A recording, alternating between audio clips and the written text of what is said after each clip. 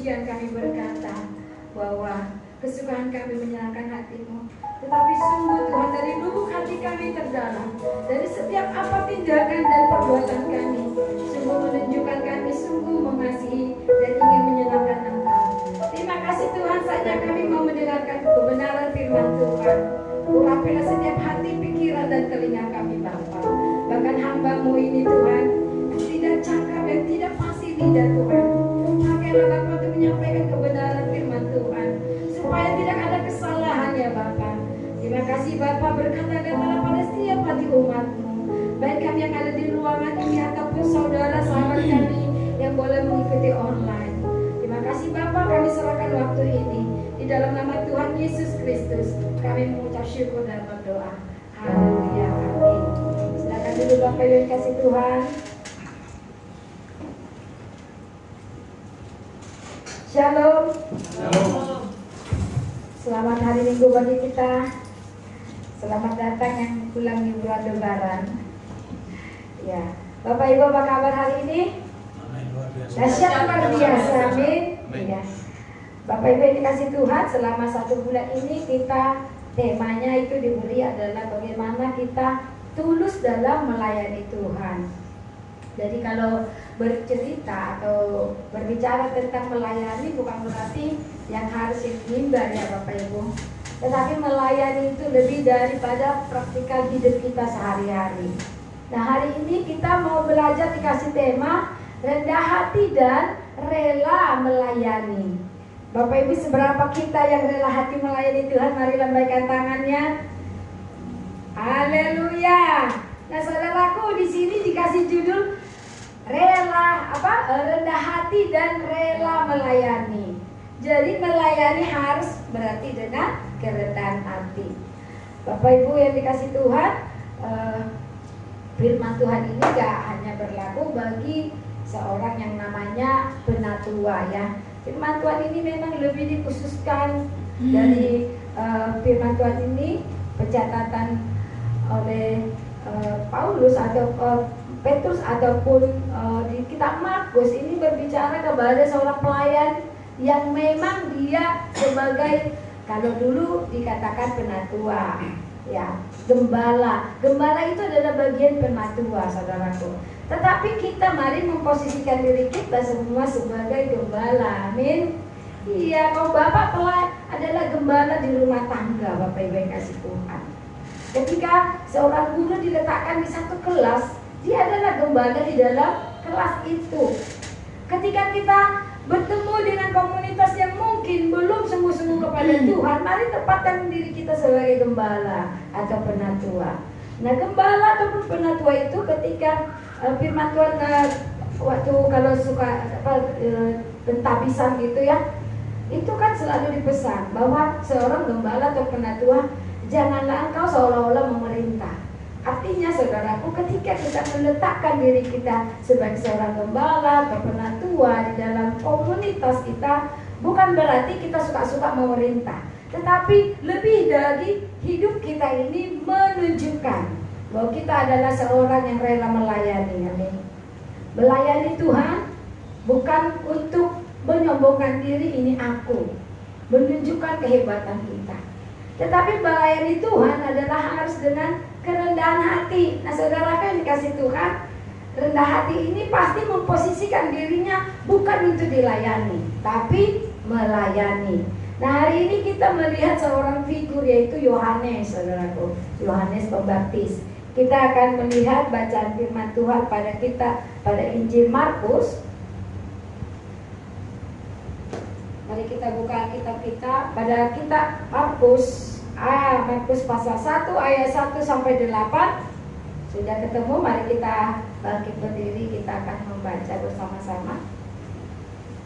Kita baca Markus 1 ayat 1 sampai 8. Demikian firman Tuhan Yohanes Pembaptis. Ya, kita berganti-gantian. Inilah permulaan Injil tentang Yesus Kristus, Anak Allah, seperti ada tertulis dalam kitab Nabi Yesaya. Lihatlah, aku menyuruh utusanku mendahului engkau, ia akan mempersiapkan jalan bagimu.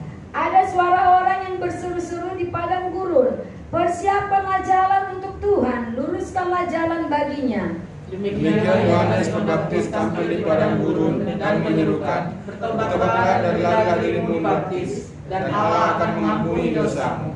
Lalu datanglah kepadanya orang-orang dari seluruh daerah Yudea dan semua penduduk Yerusalem, dan sambil mengaku dosanya mereka dibaptis di sungai Yordan. Yohanes memakai jubah bulu unta dan ikat pinggang kulit, dan makanannya belalang dan madu hutan. Inilah yang diberitakannya, sesudah aku akan datang, ia yang lebih berkuasa daripadaku, membungkuk dan membuka tali kasutnya pun aku tidak layak. Aku membaptis kamu dengan air, tetapi ia akan membaptis kamu dengan Roh Kudus. Amin. Untuk firman Tuhan, silakan dulu Bapak Ibu yang dikasih Tuhan. Dikasih judul rendah hati dan rela melayani. Saudaraku yang dikasih Tuhan, pada 1 Petrus ayat 5 ya, 1 Petrus 5 ayat 5 berkata, demikian jugalah kamu hai orang-orang muda, tunduklah kepada orang-orang yang tua, dan kamu semua rendahkanlah dirimu seorang terhadap yang lain, sebab Allah menentang orang yang congkak, tetapi mengasihani orang yang rendah hati. Jadi Bapak Ibu yang dikasih Tuhan, dari firman ini jelas kita tahu bahwa Allah bukan saja tidak suka kepada orang yang sombong atau congkak, tetapi Allah menentang, saudaraku. Karena itu apalagi kita yang melayani Tuhan, maka diberi tugas di sini rendah hati dan rela melayani. Sebab hanya orang yang rendah hati yang melayani Tuhan, itu yang menjadi kesukaan bagi Tuhan. Kalau dia melayani dengan congkak hati tadi, maka Tuhan akan menentang. Nah, saudaraku yang dikasih Tuhan, pada firman Tuhan 1 Petrus 5 ayat 5 dikatakan di sini, demikian juga kamu hai orang-orang muda, tunduklah kepada orang-orang yang tua. Seorang anak harus tunduk kepada orang tua. Kita harus tunduk kepada yang lebih tua dari kita. Demikian juga jemaat, saudaraku, dia harus tunduk kepada penatuannya. Tetapi di sini sebagai penatua ataupun gembala bukan berarti menjadi bos. Karena sesungguhnya apa yang kita lakukan di dalam gereja, apa yang kita lakukan dalam pelayanan adalah bukan menunjukkan siapa saya. Hebatnya saya sebagai gembala, hebatnya saya sebagai pemimpin komsel, pemimpin PKS, atau mungkin pemimpin PD, saudaraku. Sebab apa yang sebenarnya yang dilakukan di dalam satu komunitas atau gereja adalah bukan tentang seberapa hebat saya, tetapi tentang Injil, saudaraku. Nah, saudaraku, Injil itu bukan dari dari rasul-rasul, bukan dari murid-murid Tuhan Yesus. Tetapi Injil itu adalah dari siapa? Dari Kristus sendiri, saudaraku. Injil itu bukan baru ada. Ya, Injil itu bukan baru ada sejak ada murid-murid Tuhan Yesus. Injil belum ada sesudah ada gereja-gereja besar. Tetapi Injil itu sudah dinubuatkan sejak nabi-nabi. Maka dikatakan tadi di sini, coba Bapak Ibu lihat ayat 1 ya, disebut di situ Nabi Yesaya. Inilah permulaan Injil tentang Yesus Kristus Anak Allah. Sebab ada tertulis dalam kitab Nabi Yesaya. Nah, saudaraku yang dikasih Tuhan, pada kitab Nabi Yesaya itu adalah nubuatan-nubuatan tentang kelahiran Yesus, tentang kelahiran penebus. Jadi Injil bukan ada sesudah zaman sekarang. Nah, saudaraku, ada banyak, bukan banyak ya, tetapi ada beberapa gereja yang kita tahu membuat kalau dikatakan doktrinnya, saudaraku harus sepakat dulu ya. Doktrin, orang sering ngomong gini, itu kan gereja ini dengan ini kan hanya beda doktrin. Doktrin kan dibuat manusia. Ada orang berpendapat seperti itu. Tapi saudaraku yang dikasih Tuhan, saya mau katakan, doktrin itu adalah tentang keselamatan kita, bagaimana kita menjadi orang Kristen. Maka setiap kita habis perjamuan kudus, kita mengucapkan pengakuan iman di gereja GBI. Ya, gereja GBI. Itulah doktrin, saudaraku. Jadi doktrin itu bukan sekedar yang dibuat manusia dikatakan, tetapi doktrin itu adalah ajaran mulai dari para nabi sampai para rasul rasul, saudaraku, dirangkum menjadi dikatakan doktrin. Maka ada juga beberapa gereja membuat doktrinnya dari hasil pemikirannya sendiri. Contohnya, saudaraku yang dikasih Tuhan, ada beberapa aliran sekarang yang lebih percaya apa mimpi dari pemimpinnya, apa mimpi yang seolah-olah nubuatan dari Allah, yang itu dikultuskan, itu diajarkan dan diimani oleh umat. Nah, saudaraku yang dikasih Tuhan, di gereja ini, di aliran ini tidak lagi berbicara tentang Injil, tetapi tentang mimpi nubuatan sang pemimpin. Saudaraku, hati-hati, sebab iblis tidak mau diam. Ini akhir zaman, saudaraku. Caranya iblis membuat orang Kristen menjadi lilu, kata orang Batak, menjadi kacau, menjadi tidak sampai kepada tujuan, sangat tipis, Betty ya, sangat tipis. Itu makanya Tuhan Yesus mengingatkan, ada domba bersama-sama dengan kambing, ada lalat bersama-sama dengan gandum. Tetapi ingat saudaraku, kalau padi kita cabut lalangnya, padinya akan tercabut, maka bisa padi itu jadi mati. Maka untuk beberapa saat petani akan membiarkan itu sampai panen. Demikian juga dengan kita, saudaraku. Tuhan mengizinkan kita hidup bersama dengan ajaran-ajaran yang menyimpang dari firman Tuhan. Dan Tuhan tidak langsung cabut sekarang, tetapi Tuhan izinkan, karena akan sampai pada masa penantian. Dan saudaraku yang dikasih Tuhan, jadi ada yang seperti itu ya, maka kita harus hati-hati. Tetapi pada prinsipnya, doktrin itu adalah tentang keselamatan yang utuh, yang dirangkum dari firman Allah. Jadi kalau apa yang kita lakukan di dalam gereja bukan tentang seberapa hebat pendetanya, seberapa hebat pendetanya bernubuat, bermimpi, dan seolah-olah itu dia berbicara kepada Tuhan. Saudaraku, harus hati-hati. Tetapi Injil, apa yang disampaikan oleh Yohanes di sini adalah tentang Injil, tentang Yesus Kristus. Jadi pemberitaan tentang Yesus Kristuslah, saudaraku, yang diceritakan, yang diajarkan setiap hari di dalam gereja, terutama tentang pertobatan. Dan saudaraku, inilah yang disampaikan oleh Yohanes Pembaptis, saudaraku. Jadi orang yang melayani dengan congkak ya menentang orang-orang yang congkak, tetapi mengasihani orang yang rendah hati. Jadi mari kita melayani Tuhan dengan kerendahan hati. Apapun talenta kita, saudaraku, mungkin kita hebat berkhotbah, hebat musik, hebat bernyanyi, dermawan, saudaraku, ingat, kita tidak boleh tinggi hati, amin. Kita harus tetap melakukannya dengan rendah hati, saudaraku. Supaya apa? Dikatakan di sini, supaya Tuhan mengasihani kita, mengasihi kita, ya. Dan Tuhan menentang orang yang congkak hati, terlebih dalam pelayanan, saudaraku. Congkak hati juga termasuk seperti apa yang saya bilangkan tadi, saudaraku. Ada beberapa, kalau mau kita lihat di YouTube, jemaatnya lebih percaya dengan nubuatan oleh gembalanya. Percaya dengan ketika gembalanya bilang, Tuhan berbicara kepada saya, aku mendengar Tuhan. Saudaraku, hati-hati, kita tidak boleh percaya saja seperti itu. Sebab kalau nubuatan, saudaraku, nubuatan itu harus ada yang kalau misalnya nubuatan itu harus benar-benar terjadi, saudaraku. Lalu kalau dikatakan kesaksian, aku melihat, atau aku pergi ke surga, aku turun ke neraka, saudaraku, itu firman Tuhan berkata harus disaksikan 2-3 orang, baru itu diakui kebenarannya. Maka ketika Tuhan Yesus naik ke surga, naik ke awan-awan, saudaraku, bukan 2-3 orang lagi menyaksikan, ya kan? Baru itu dikatakan benar terjadi. Saudaraku, Injil adalah pemberitaan tentang keselamatan. Jadi inilah yang diceritakan, inilah yang dibicarakan dan dipelajari, inilah yang kita lakukan di dalam pelayanan di dalam gereja. Sehingga Petrus menasehatkan untuk rekan-rekannya supaya mereka melayani dengan rendah hati, melayani dengan rela hati, saudaraku. Kita lihat slide yang berikutnya, Bapak Ibu yang sekalian.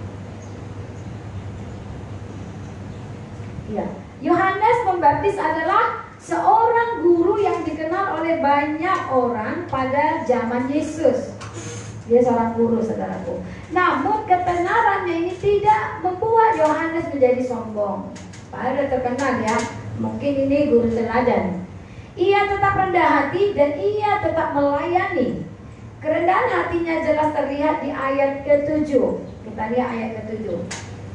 Di ayat 7 dikatakan di sini, inilah yang diberitakannya. Sesudah aku akan datang ia yang lebih berkuasa daripadaku. Membungkuk dan membuka tali kasutnya pun aku tidak layak. Saudaraku, betapa Yohanes Pembaptis ini adalah orang yang rendah hati. Padahal tadi dikatakan dia adalah seorang guru yang terkenal, saudaraku. Ya, kita harus seperti Yohanes ini dalam bersikap melayani Tuhan, saudaraku. Kita merendahkan hati kita, ya. Kemudian dikatakan di sini membungkuk dan membuka tali kasutnya pun aku tidak layak. Saudaraku, kadang-kadang kita kepedean ya. Kadang-kadang kita nggak sadar hidup kita masih jauh dari Tuhan, tapi kita merasa, aku ini anak kesayangan Tuhan.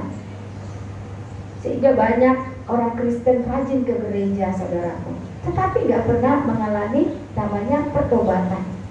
Sehingga banyak juga orang Kristen menjadi sombong rohani, saudaraku.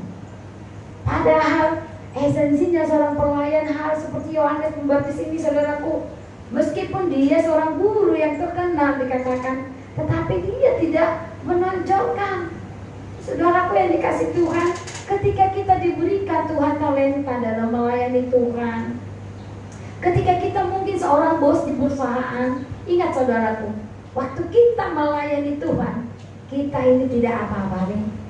Kita tidak boleh bawa kekayaan kita, kehormatan kita di dunia ini ketika kita masuk dalam pelayanan. Tetapi ketika kita Tuhan izinkan melayani Tuhan, maka kita harus bersikap seperti Yohanes yang berkata di sini, membungkuk dan membuka tali kasutnya pun aku tidak layak. Artinya apa, saudara? Artinya kita ini masih orang yang berdosa, orang yang hina. Tetapi puji Tuhan ya, Tuhan layakkan kita melayani, amin. Tetapi ada beberapa juga anak Tuhan, saudaraku, masih hidup di dalam dosa dan tidak mau lepaskan dosa, tapi rajin dalam pelayanan, rajin dalam gereja, rajin dalam kegiatan rohani. Kenapa, saudaraku? Itu fenomena yang terjadi saat ini. Itu trik iblis, saudaraku. Jadi maka kita kadang-kadang jangan menjadi batu sandungan, saudaraku. Jangan orang tersandung dengan kesaksian hidup kita. Ya, iblis biarin orang Kristen masuk gereja, biarin semua datang ke gereja, biarin penuh gereja sampai gak bisa lagi dilayani gembalanya. Biarin penuh, biarin melayani, biarin kegiatan ini itu penuh kegiatan, Senin sampai Sabtu Minggu penuh kegiatan rohani. Biarin iblis bilang. Tapi jangan sampai dia berubah. Tahu gak artinya?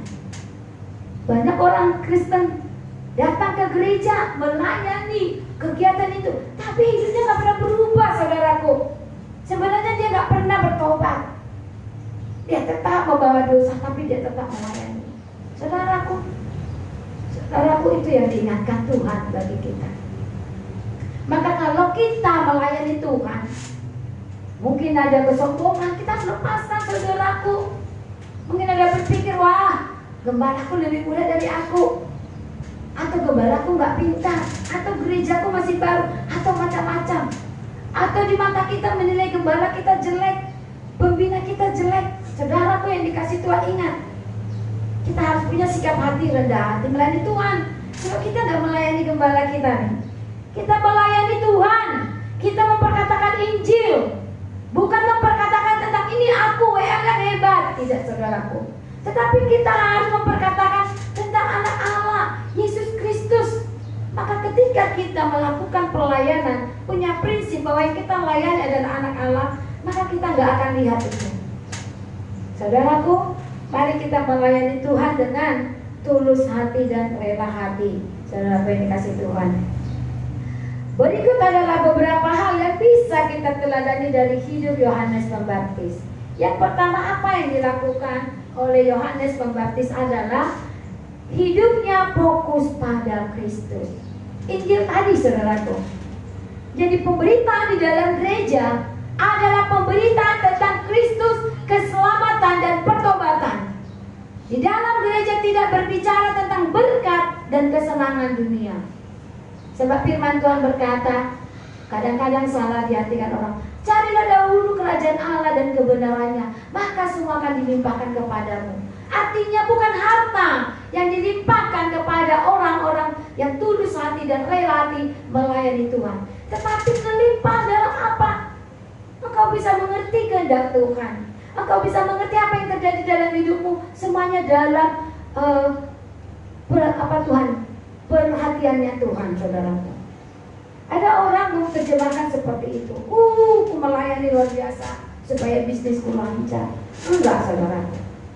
Melayani Tuhan, cari kebenarannya supaya engkau berkelimpahan. Limpahan itu artinya apa? Kita mendapat hikmat dari Tuhan. Sehingga ketika kita mengalami namanya cobaan, tantangan, kita tahu, oh iya, Tuhan sedang mengajak aku ke level yang lebih tinggi.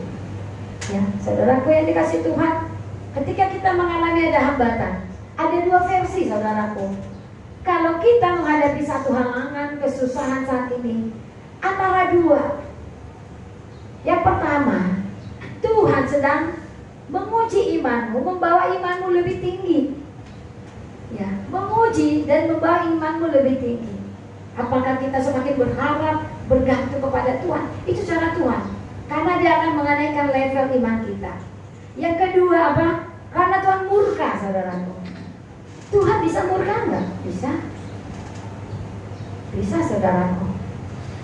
Ketika Tuhan Yesus berkata kepada murid-muridnya, waktu Tuhan menyuruh, pergilah dan jadikanlah semua bangsa muridku, dalam kaitannya dalam pemberitaan firman Tuhan, Tuhan juga berkata kepada murid-muridnya, kalau kita datang ke rumah orang, kita sebut apa? Shalom. Kalau orang tersebut nggak menjawab shalommu, maka shalom itu kembali kepada kita. Kalau orang tersebut kita kasih tahu firman Tuhan, kita ajak bertobat. Kalau orang tersebut tidak mau lagi mendengarkan, maka firman Tuhan bilang apa? Hempaskanlah kakimu dari situ, ya. Kita pergi dari situ. Itu artinya apa? Ya, dalam melayani Tuhan, membawa orang kepada Kristus, saudaraku. Memang Yesus sampai berdarah-darah, sampai mati, ya kan, untuk keselamatan. Tetapi bagi kita, ketika kita menginjil seseorang, saudaraku, kalau orang tersebut tetap bebal-bebal, maka Tuhan bilang apa? Lepaskan kakimu dari situ. Artinya ada batasnya. Ada batasnya kita untuk membawa orang kepada Kristus. Itu termasuk dalam bagian, ya, bukan dibilang murka 100%, tapi masuk dalam bagian itu. Yang kedua, ketika orang-orang menjual, berbisnis dalam gereja, dalam rumah ibadah, Tuhan apa? Mengembalikan semua meja-meja, menyerahkan semua. Tuhan murka. Saudaraku, di dalam hidup kita lihat introspeksi diri. Ketika kita mengalami satu hambatan, tantangan, ada dua hal yang tadi saya katakan. Yang pertama, Tuhan melihat apakah iman kita akan bertumbuh semakin dewasa, atau Tuhan sedang murka kepada kita. Maka firman Tuhan tadi yang berkata, carilah dahulu kerajaan Allah dan kebenarannya, maka semuanya akan dilimpahkan kepadamu. Maka ketika semua dilimpahkan kepadamu, ini adalah kita mengerti tentang apa yang terjadi dalam hidup kita. Tetapi kalau kita nggak peka dengan Tuhan, kita akan nggak pernah mengerti. Kita akan selalu berdoa yang sama, Tuhan kenapa? Tuhan kenapa? Hanya seperti itu. Saudaraku yang dikasih Tuhan, ini yang diberitakan oleh Yohanes. Maka orang-orang harus bertobat. Demikianlah Yohanes Pembaptis tampil di padang gurun dan menyerukan, bertobatlah dan berilah dirimu dibaptis, dan Allah akan mengampuni dosamu. Jadi nggak berarti orang yang datang ke gereja tiap minggu, saudaraku, dia sudah bertobat. Banyak orang Kristen tidak mengalami pertobatan. Menyedihkan, ya. Bahkan melayani, saudara. Nah kalau nggak bertobat, tidak ada pengampunan dosa. Saudaraku, kalau hanya kita misalnya sama anak-anak nih, kamu hari ini jangan kayak gini lagi. Misalnya Owen ya melakukan kesalahan hari ini, dia udah janji nih ya nggak lakukan, tapi dia tetap lakukan, tetap dia main game, udah dimarahin main game. Kira-kira itu diampuni nggak dosanya? Enggak, saudara. Jadi orang yang tetap dia beribadah, tetapi tetap dosa itu dibuat. Dia bilang tampil sama Tuhan, tapi tetap buat dosa itu. Saudaraku, dikatakan nggak akan ada pengampunan, ya, nggak ada pengampunan, saudaraku, kalau kita tidak berbalik, saudaraku. Jadi ini yang dikerjakan, ini yang kita lakukan, saudaraku. Yang kita beritakan adalah tentang Yesus Kristus yang telah mati mengampuni dosa kita. Ini yang harus menjadi topik pembicaraan di dalam pelayanan kita. Maka ketika kita melakukan ini, kita tidak lagi menunjukkan ini siapa aku. Tidak lagi kita, wah aku apa ini. Tidak. Tetapi Kristus yang kita beritakan. Maka orang-orang harus bertobat. Itu intinya pemberitaan kita ya. Yohanes Pembaptis fokus kepada Yesus. Yohanes Pembaptis fokus kepada Kristus, saudaraku. Yang diberitakan Yohanes Pembaptis adalah tentang bertobatan. Beri dirimu dibaptis dan Allah akan mengampuni dosamu. Ini yang harus kita beritakan, saudaraku. Bukan lagi kita bercerita, memberitakan tentang wah ada membuat si pendeta si A si B. Enggak, saudaraku. Tetapi yang kita beritakan ketika kita memberitakan firman Tuhan kepada orang adalah mereka bertobat, meninggalkan dosa. Dulu ketika kita lagi lagi senang-senangnya menginjil, ya suka sekali bilang kayak gini. Selalu kan kita ada orang yang Tionghoa ya, aku sudah kaya, sudah banyak harta toko besar. Nah, kalau mengikut Yesus kok sudah dapat harta di bumi, dapat harta di surga. Saudara yang dikasih Tuhan, kira-kira salah nggak menginjil seperti itu? Dulu sering kita ucapkan itu, saudaraku. Kita nggak bilang dia bertobat, saudara yang kasih Tuhan.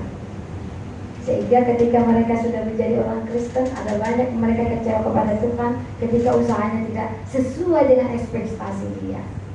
Dia murtad. Dia meninggalkan Nabi Yesus Kristus. Saudara, kenapa? Kita salah menginjilnya, ya kan? Karena fokus orang ini adalah harta. Oh, dia buat lagi Yesus itu menjadi dewa, tambah lagi dewanya, ya kan? Tetapi kalau kita datang kepada mereka, kita korek, kita tanya dosa apa yang sudah kau lakukan, memang gak enak, saudaraku. Bahkan di antara kita, saudaraku, akan susah. Tetapi itu yang dilakukan oleh Yohanes. Yohanes tidak berfokus kepada harta di dunia yang diberitakan dia kepada orang-orang yang ada di Yerusalem dan Judea, saudaraku. Tetapi fokus kepada Kristus dan harus bertobat supaya diampuni dosa. Saudaraku, sehingga banyak orang Kristen masuk jadi Kristen tapi tidak takut dengan dosa. Karena motivasinya datang, kasih bantu gereja, bawa perpuluhan supaya berlipat kali ganda kekayaannya. Jadi orientasinya adalah harta di dunia. Ini salah, saudaraku. Kita harus seperti Yohanes, di mana dalam pelayanannya dia fokus kepada Allah. Ya, dikatakan di sini dalam pelayanannya Yohanes Pembaptis berfokus untuk memperkenalkan orang kepada Yesus, bukan kepada dirinya, saudaraku. Bahkan ketika orang-orang mulai meninggalkan Yohanes dan pergi kepada Yesus, Yohanes tidak marah. Ya.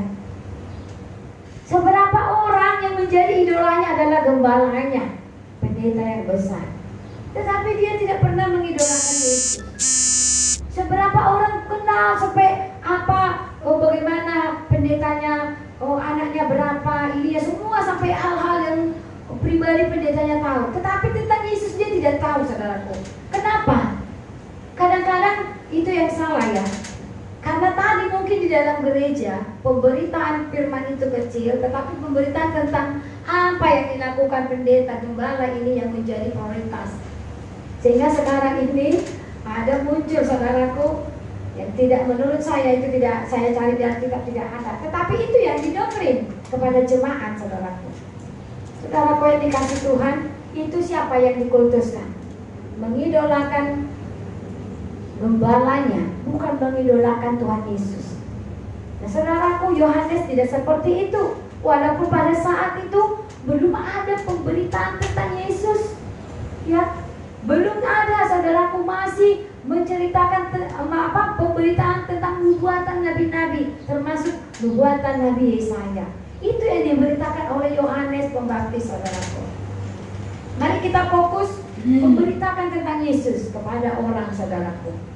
Dia tidak berusaha untuk mempertahankan dirinya atau minta kredit agar namanya dikenal, ya kan? Jadi kalau kita melakukan satu pelayanan, memberkati satu pelayanan, kalau Yohanes di sini dia tidak berusaha mempertahankan diri untuk meminta kredit. Kredit ini artinya apa? Penghargaan.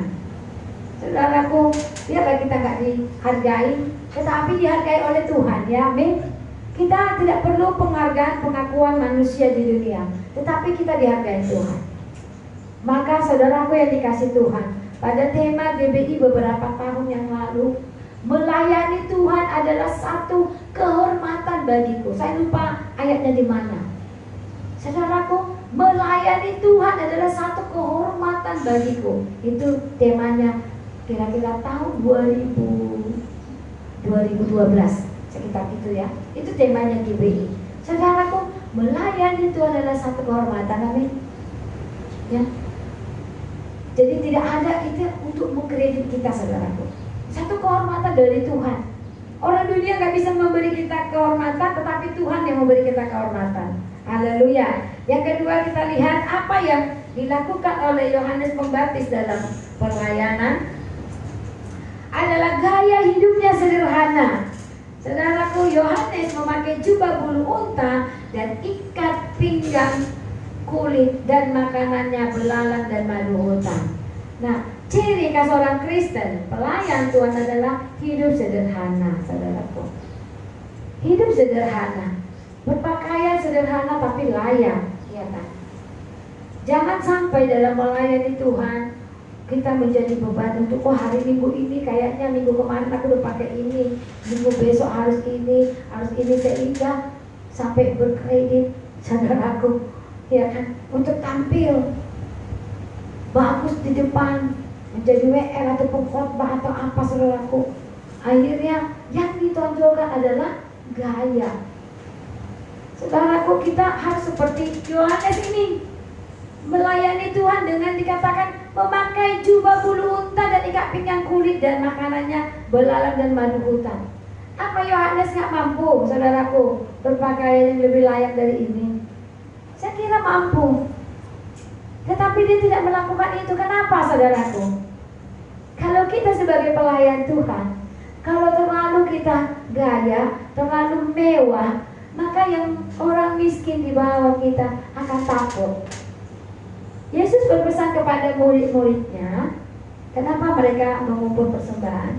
Karena Yesus berkata seperti ini, Yesus akan pergi, aku akan pergi meninggalkan engkau, dan orang-orang seperti mereka akan selalu bersama-sama dengan engkau. Artinya apa? Orang-orang seperti mereka, orang-orang miskin.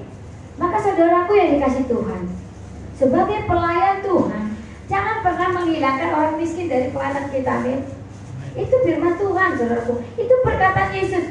Sebab orang-orang seperti mereka selalu ada bersama dengan engkau. Artinya orang Kristen itu selalu ada bersama dengan orang-orang miskin. Orang Kristen itu harus mengasihi orang-orang miskin. Maka kalau kita mau masuk ke orang-orang lingkungan yang miskin, gak mungkin kita pakai sepatu yang mahal, mobil, gimana mobil Alphard hari Minggu kita bawa ke Balai Kolam jemput anak-anak, saudaraku. Gak mungkin kita pergi masuk ke ruli-ruli dengan yang najis-najis. Orang yang mau kita jangkau kan takut duluan. Tetapi Yohanes Pembaptis, saudaraku, dia berpakaian dikatakan pakai bulu unta, ikat pinggangnya kulit, dan makanannya juga apa? Belalang dan madu hutan, saudaraku. Kesederhanaan itu dituntut bagi kita sebagai pelayan Tuhan. Saudaraku, nanti hari Minggu kita akan menjemput banyak anak-anak dan ibu-ibu dari Balai Kolam. Kita bawa ke tempat ini karena hari Minggu kita akan ada pembagian Alkitab gratis dan buku-buku gratis dari Yayasan Lighthouse, saudaraku. Jadi itu kita kaum bapak yang bawa mobil boleh ya menjemput mereka hari Minggu. Nah, saudaraku, kalau kita menjemput mereka pakai mobil Alphard mungkin mereka takut naik ya kan? Atau bisa-bisanya kitanya, waduh udah kotor. Saudaraku, maka dikatakan kesederhanaan. Tetapi banyak sekali ya gembala-gembala sekarang mobilnya Alphard, karena diberkati luar biasa, saudaraku. Mobilnya mewah. Saya berpikir kalau mobilnya mewah gitu, apa masih jemput nggak ya jemaatnya miskin? Ya, saudaraku, Yohanes tidak seperti itu. Dia mampu, saudaraku, dia mampu memakai baju yang lebih mahal dari situ. Firman Tuhan menyaksikan bahwa Yohanes memakai jubah bulu unta dan ikat pinggang kulit dan makanannya belalang dan madu hutan. Ia tidak merasa minder. Saudaraku, kalau kita masuk dalam satu komunitas yang high, yang bajunya bagus-bagus, kita nggak perlu minder, saudaraku. Ya. Atau menjadi kurang berharga. Jangan merasa wah aku ini nggak pede. Jas mereka bermerek, jas ini aja. Tidak perlu kita minder, saudaraku ya. Apa yang dipakai? Sebab Yohanes tahu bahwa identitasnya tidak ditentukan oleh apa yang dia makan, minum atau pakai. Identitas kita, saudara, bukan ditentukan dengan pakaian kita. Identitas yang bagaimana? Bukan identitas di dunia ini tuh yang mau kita tunjukkan, tetapi identitas kita sebagai pelayan Tuhan, saudaraku.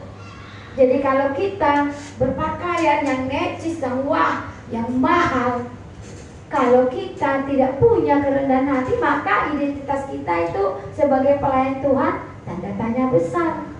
Tetapi kita mungkin berkemampuan untuk membeli jas yang mahal, tiap minggu bisa ganti, atau beli mobil yang mahal, tetapi kita tetap memakai yang sederhana, dan kita menunjukkan sikap rendah hati seperti Yohanes Pembaptis, maka identitas kita akan naik level, saudaraku.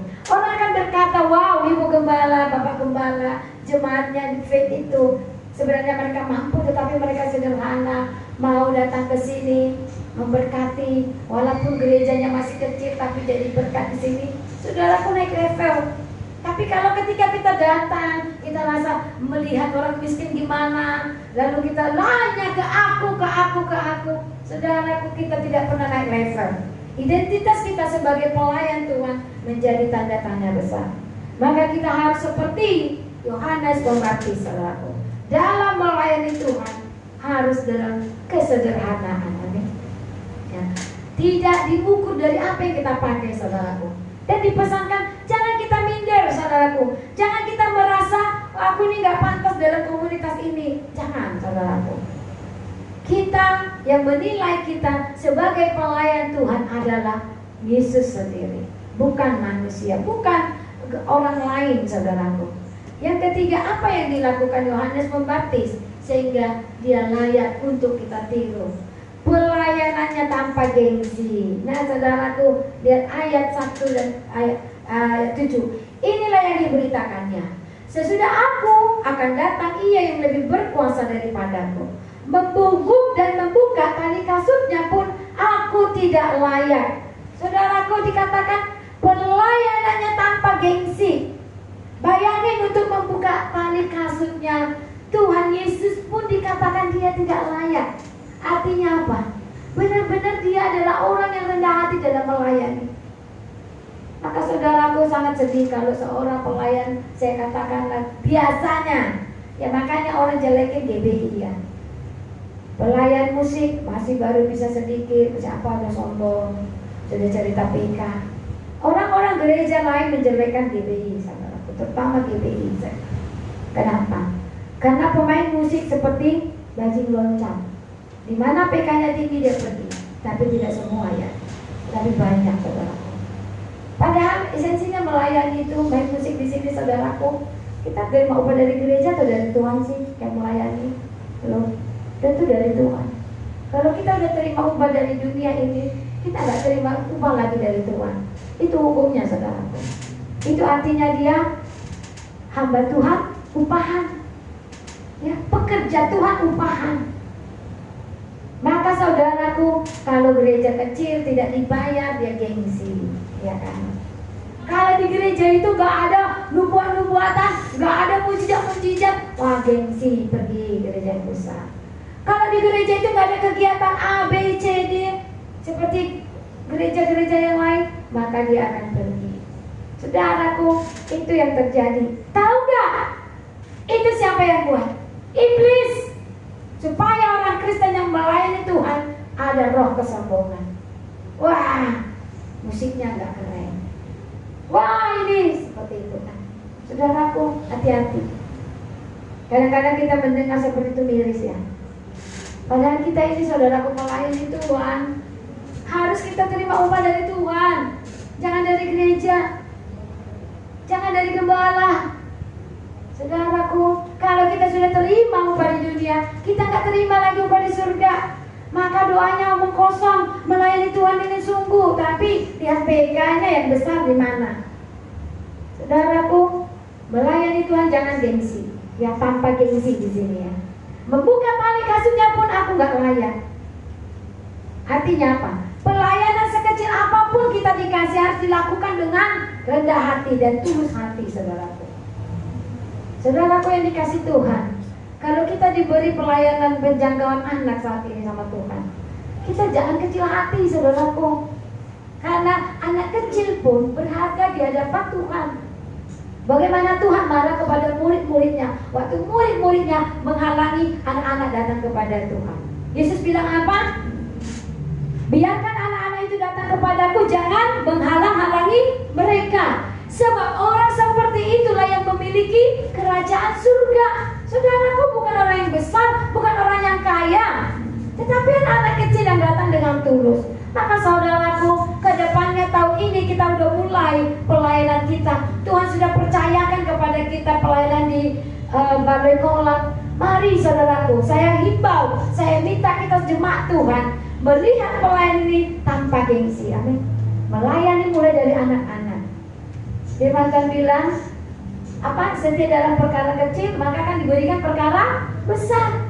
Kalau sekarang kita dipercayakan anak-anaknya, maka kita berdoa, kita lakukan dengan sungguh supaya Tuhan mempercayakan orang tuanya kita layani. Amin. Ya saudaraku, melayani Tuhan tanpa gengsi di sini dikatakan membuka tali kasut pun aku tidak layak, katakan. Ada suatu pekerjaan khusus yang disebutkan oleh Yohanes Pembaptis di ayat 7, yaitu apa tadi? Membungkuk dan membuka tali kasut. Yohanes sebagai orang Yahudi tahu bahwa pekerjaan ini adalah pekerjaan yang paling kecil dan hina. Seorang budak yang paling tidak berpengalaman biasanya ditaruh untuk melakukan pekerjaan ini. Ini pekerjaan yang paling hina, saudaraku. Ada budak-budak waktu itu. Jadi kalau ada tamu atau ada acara, tugasnya adalah membuka sepatu tamu-tamu. Itu dikatakan bagi budak yang tidak berpengalaman. Kalau orang kerja yang fresh graduate belum punya pengalaman, pekerjaan yang paling rendah. Tapi Yohanes Pembaptis menunjukkan ke dirinya bahwa pekerjaan yang paling rendah pun aku nggak layak. Artinya apa, saudaraku? Benar-benar dia humble ya, hati seorang hamba. Maka ketika kita menjadi pelayan Tuhan, saudaraku, yang kita lakukan adalah memiliki hati seorang hamba. Pelayanan apapun yang dipercayakan oleh Tuhan, lakukan dengan tekun, tidak perlu gengsi. Sesungguhnya tidak ada kasta di dalam pelayanan. Semua sama di hadapannya. Saudaraku, kalau kita dipercayakan pada pelayanan di tempat ini untuk sekolah minggu, ataupun untuk WL, ataupun untuk senior, ataupun aser, saudaraku, mari ambil, mari lakukan dengan sungguh. Kalau ada beban di dalam hati jemaat Tuhan, terpanggil untuk melakukan ini, mari sampaikan kepada kita, saudaraku. Ya. Jadi Yohanes di sini, dia tidak membanggakan dirinya atas keberhasilan dan ketenarannya, meskipun dia adalah seorang guru yang terkenal, saudaraku. tetapi dia melakukan dengan rendah hati tadi ya. Maka ketika dia melakukan dengan rendah hati, dengan rela tidak gengsi, maka dikatakan orang-orang, kita lihat ayat yang tadi ada penyebutan Judea dan Samaria, Judea dan Yerusalem. Kita baca ayat 5 saudaraku. Lalu datanglah kepadanya orang-orang dari seluruh, ya kita garis bawahi, seluruh daerah Judea dan semua penduduk Yerusalem, sambil mengaku dosanya, mereka dibaptis di Sungai Yordan. Inilah penuaian saudaraku.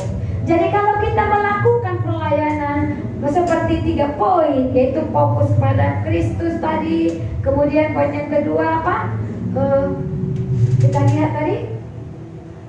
Poin yang kedua, yang pertama tadi adalah yang pertama dia lakukan adalah hidupnya berfokus kepada Kristus. Yang kedua, gaya hidup sederhana. Dan yang ketiga, tidak gengsi. Maka kita akan menuai pada ayat 5 ini saudaraku. Lalu datanglah kepadanya orang-orang dari seluruh daerah Judea dan semua penduduk Yerusalem, dan sambil mengaku dosanya mereka dibaptis di Sungai Yordan. Tidak mungkin yang terjadi di gereja ini, amin saudaraku. Tidak ada yang tidak mungkin. Ya, saudaraku akan membawa orang-orang kepada Kristus. Mereka akan mengaku dosa dan memberi diri dibaptis. Mereka nanti kita didik, mereka jadi pelayan Tuhan. Inilah penuaian saudaraku. Maka kita adalah penuai. Mari kita persiapkan diri kita saudaraku. Kedepannya pelayanan kita, saya percaya ya, kita harus semua percaya dan sepakat saudaraku, dan kita memperkatakannya dalam doa kita bahwa kita akan menuai tahun ini. Amin. Amin. Untuk firman Tuhan.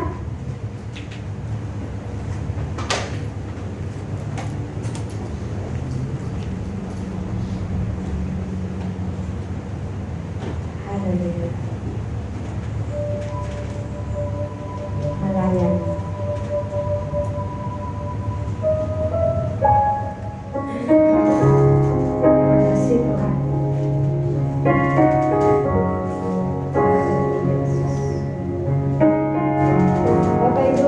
Kita boleh bangkit berdiri, kita meriahkan pujian melayani ayat ini demi Yesus.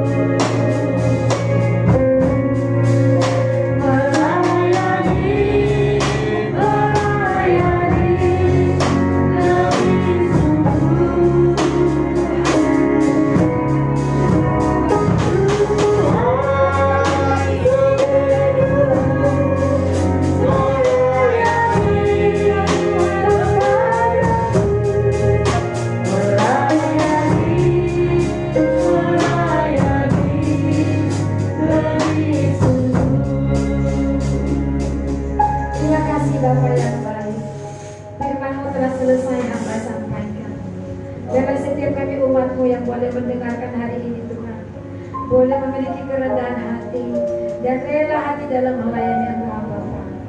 Maka ketika kami melakukan itu Bapa, kami akan menuai seperti Yohanes Bapa, di mana dia Tuhan Yesus menuai jiwa-jiwa dari Judea dan seluruh Yerusalem bertobat, datang memberi diri mereka dibaptis. Bapa, kami rindu itu terjadi di tengah-tengah gereja kami, pelayanan kami di IFED ya Bapa. Meskipun saat ini kami masih kecil, tetapi kami akan menjadi besar di hadapan-Mu Bapa. Meskipun jumlah bilangan kami sedikit, maka Engkau terlebih besar dari semua yang ada di dunia ini Tuhan. Allah yang besar yang akan kami beritakan, Engkau yang setiap hari kami dengarkan dan mimbar ini Tuhan. Kebesaran dan keagungan-Mu, karya keselamatan-Mu, itu yang menjadi kebanggaan kemenangan kami Bapa. Dan itu akan kami bawa kepada dunia ini. Biarlah Kau semakin besar dan kami semakin kecil. Terima kasih Bapa. Urapi setiap kami Tuhan, pakai setiap umat-Mu, pakai setiap apa yang ada pada kami Bapa, untuk kemuliaan hormat bagi-Mu. Dan pujilah nama